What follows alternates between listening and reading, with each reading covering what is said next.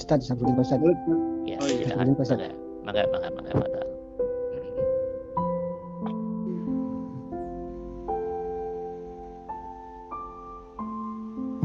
Jadi Pak Ustaz, jadi apa yang saya Safruddin Pak Ustaz. Ya, mangga, silakan. Jadi Lanjut. yang Pak Ustaz maksud artinya bahwa kalau diri ini masih merasa hidup, diri ini masih punya kemampuan, bisa melihat, bisa mendengar, bisa melakukan segala sesuatu, bisa berpikir, ini sulit kayak untuk ketemu dengan Allah. Jadi betul-betul memang artinya memang ya memang Allah sendiri. Jadi yang melakukan, kita ini tidak punya daya apa artinya betul-betul yang digerakkan. Iya. Artinya kalau semua pun dibimbing ya secara halus sebetulnya dibimbing untuk melakukan atau tidak melakukan sesuatu, cuma mungkin kita yang masih kotor hingga tidak bisa mendengar, bisa merasakan apa yang disampaikan oleh Allah itu Pak Ustadz, seperti itu. Iya, maksudnya sudah benar. Jadi teman-teman, kalau nanti tauhid itu semakin tajam sekali, ihsan itu semakin tajam, totalitas tauhid semakin tajam, kemakrifatan semakin sempurna, dirimu itu loh nanti kembali ke nol lagi. Tahu ya, nol lagi, tahu nol ya? Ya, dulu pernah nol loh ya, Iya. Nah, makrifat itu sebetulnya dari ego setinggi langit, Allah tertutup oleh ego dan kembali karena sudah diberi faham oleh Allah lewat laku ilmu zikir dan istiqomahnya, dikembalikan hati duduk pada nol kembali. Karena nolnya hati itu, saat nolnya hati diberi faham oleh Allah, berarti hakikatnya semua yang berlaku pada diriku, bahkan bukan hanya diriku, diri di luar aku, orang, jin, setan, iblis, hewan, tumbuhan, dan semua makhluk, berarti sejatinya itu hakikatnya hanya pergerakan irodah dan kudrohnya Allah. Kita ini nggak bisa ngelihat, teman-teman. Yang ngomong dirimu bisa ngelihat itu rak nafsumu tah. Yang ngomong dirimu bisa ngelihat, aku bisa ngelihat, aku bisa dengar, aku bisa jalan, aku bisa semuanya, senyum dan seterusnya, semua fungsi diri kita. Yang ngomong itu rak nafsu tah. Nafsu ngomong ke akal, kamu bisa ini. Kemudian diaminin oleh akal. Iya, aku bisa jalan dalam sistem ini. Aku bisa ini. Iya, kompak nafsu sama akal kompak. Hati masih keadaan kotor, belum tauhid. Akhirnya nafsu punya pengaruh ke akal dan hati belum bertauhid, pasti rasa ngomong, pandangan umum ngomong, akal ngomong selaras dengan bisikan nafsu. Yang lihat ente, yang dengar ente, tenaganya ente, oke, dayanya ente, nanti terus cantiknya ente, gantengnya ente, kan begitu toh? Ganteng kamu, cantik kamu, tenagamu, kehebatanmu, kekuatanmu. Oke toh? Keluar diri, hartamu, semua oleh nafsu dibisiki. Itu milikmu. Sistem tubuh yang masih kotor mengamini nafsu ini. Nah, gitu loh teman-teman. Jadinya kotor semua, enggak? Diri tertutup ego, enggak? Diri tertutup sifat kehambaan, enggak? Iya, dong.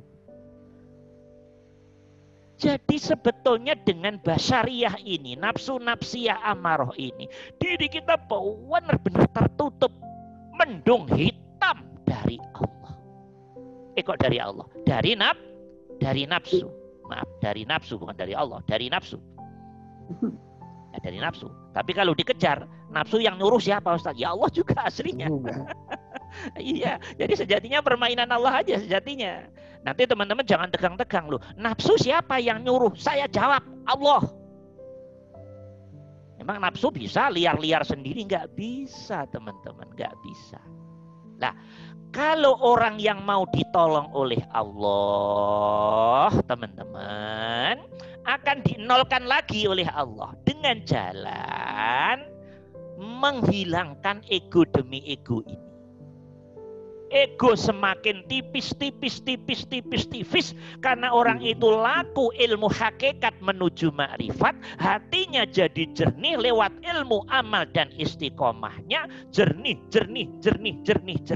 kemudian kelihatan di hati. Loh, bukan hartaku, tapi hartanya Allah ini. Hati ganti ngomongnya berbeda dengan waktu saat masih dikuasai nafsu nafsiyah dan amarah. Hati ngomong, maksudnya Allah memberi pertolongan lewat hatimu yang sudah dibersihkan. Ngomongnya hati berbeda dengan omongannya hati, bisikan hati, suara hati lewat rasa dan sadar sebelum bertauhid, sebelum ihsan, sebelum makrifat.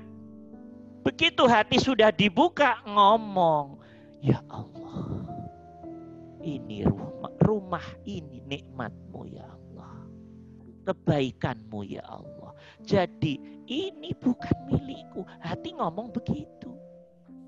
Semua hati ngomong, ini milikmu ya Allah.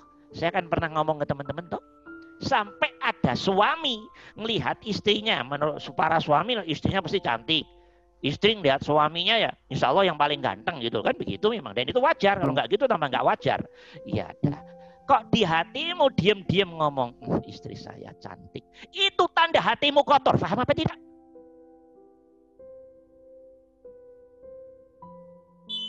Suami saya ganteng. Itu tanda hatimu kotor. Hatimu masih dikuasai ego, nafsu yang ada dalam sistem dirimu. Nafsumu belum sujud pada Allah, belum tunduk pada Allah, belum bertasbih pada Allah, karena nafsumu masih ngomong suamiku ganteng, istriku cantik. Yang benar Ustadz, sudah tidak ada rasa itu. Balik hati ngomong istri cantik, ya Allah, sifat jamalmu ya Allah. Sudah nggak ada lagi nafsu ngomong istriku cantik, suamiku ganteng. Tidak ada kamus lagi itu. Yang ada hati ngomong di dalam sono, sifat jamalmu ya Allah. Kecantikan itu adalah iradah dan kudrahmu. Itu engkau liputi ya Allah. Istrinya tidak dilihat oleh mata hatimu, Allahnya yang dilihat oleh mata hatimu. Tuh, kalau teman-teman, bapak-bapak, ibu-ibu udah sampai ke sini nih, nah, itu tanda-tanda hatimu mulai bagus. Kalau di luar Ustadz, sama. Orang ganteng, modelnya kayak apapun, hatimu langsung duduk tek, ya Allah, sifat jamalmu ya Allah. Melihat orang kayak apapun cantiknya, sifat jamalmu ya Allah. Hatimu ngomong begitu. Jadi hatimu sampai ke Allahnya tidak terkecoh oleh suara nafsu tentang cantik dan ganteng yang disandarkan pada makhluk. Itu bedanya orang yang makrifah dan tidak tuh di situ nanti. Ini kalau baru sampai syariat nih, mohon maaf nih. Jangan lihat orang ganteng, orang cantik, mata harus nunduk ke bawah terus. Nanti hatinya kotor. Boleh matamu nunduk ke bawah. Setan tidak bisa digituin teman-teman. Semakin nunduk matamu, hatimu sama setan nambah dikompor-kompori kok. Paham apa enggak? Emang setan nggak canggih gitu tak? Iya, setan pinter. Dimunculkan terus bayang-bayang orang ganteng, orang cantik di hatimu. Tambah sholatnya nggak pernah khusyuk. Kenapa tadi nggak saya lihat loh, kata setan ya. Ya toh? Iya, ngerti nggak? Itu permainan nafsu semuanya. Kalau orang yang sudah ahli makrifat nggak begitu, hukumnya berbeda teman-teman. Cantik, ganteng ya Allah, sifat jamalmu ya Allah. Jadi ngelihat kecantikan dan ketampanan, hatinya ngomong ke Allahnya, ngelihat ke Allahnya. Jadi orang cantik dan gantengnya menjadi ayat min ayatillah yang mampu menghantarkan zikirnya hati, sampainya hati melihat ayat ini dan tembus kepada pemilik ayatnya. Itu bedanya orang yang ahli makrifat dan orang yang baru duduk di syariat nanti begitu. Berarti nggak usah berarti hatimu sampai mana nanti akan berbeda-beda hukum di situ teman-teman. Bisa dimengerti ini? Pak Safruddin? Insya Allah. Ya, jadi kalau hati sudah dinolkan oleh Allah dan yang kelihatan Allah semua, ya nanti hati ngomong. Aslinya yang dengerin dirimu nggak bisa denger, tapi mendengarkannya dirimu sejatinya pancaran sifat samanya Allah pada dirimu. Dan dirimu nggak berani mengklaim aku bisa mendengar. Hatimu sudah ngomong itu kamu bisa dengar karena kamu dapat pancaran sifat samanya Allah. Kalau dirimu hakikatnya mati. Yang hidup itu ya maha hidup. Maha hidup punya sifat sama mendengar. Dan dirimu mendapat efek manfaat dari sifat samanya sang maha hidup. Jadi sejatinya fungsi pendengaranmu itu sejatinya pancaran sifat samanya Allah, zat hidup yang menjadi bagian terinti dalam setiap makhluk, termasuk dalam konteks ini diri kita. Di dalam badan kasar kita ada badan halus roh. Bagian terdalam roh ada namanya rasa. Di dalam rasa ada nur.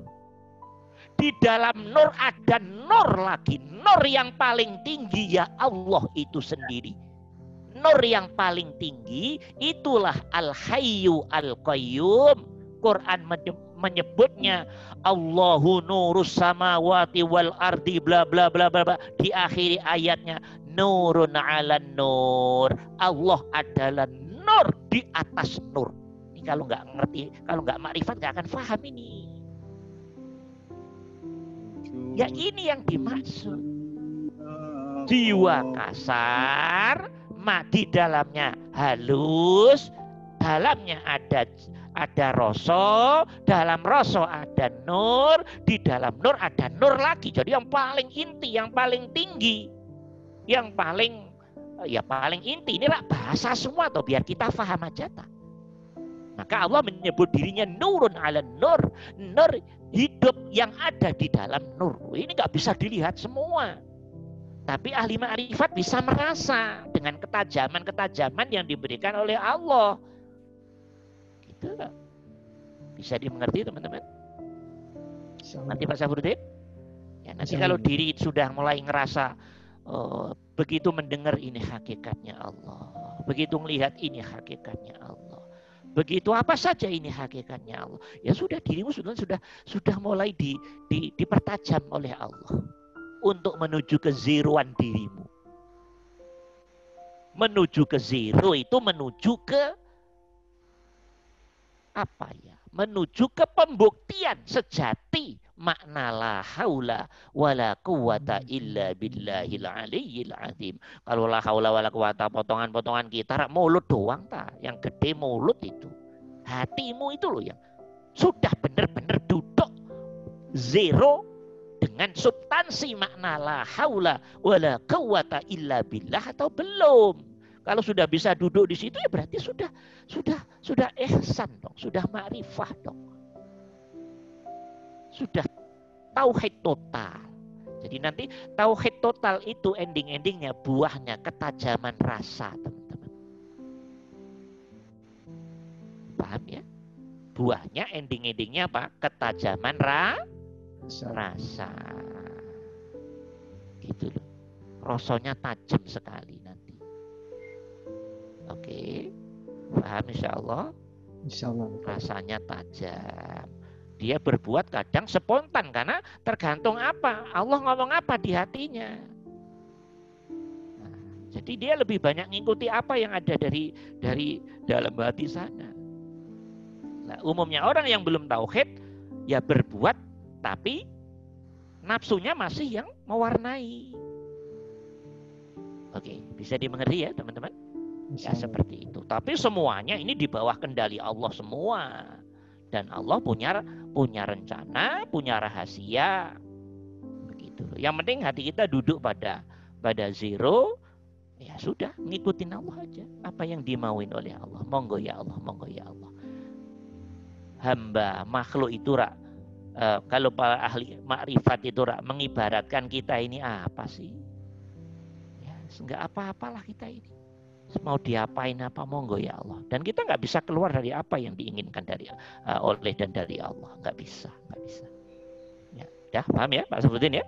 Ya, insya Allah. Semakin rasa itu muncul tajam, ya semakin bagus. Itulah makna hakikat menuju ma'rifat. Kalau teman-teman nyapu sudah ada rasa hakikatnya ini af'almu ya Allah, dan rasa di hatimu terus menuju ke Allah, yaitu tanda bagus. Semua amalan begitu, yaitu tanda bagus. Akhir-akhirnya dirimu diberi faham oleh Allah. Lu kok sholat sambil nyapu, sholat sambil apa saja hati sama rasanya ya. Nah ya itu berarti sudah mulai jadi. Ya bisa dimengerti ya.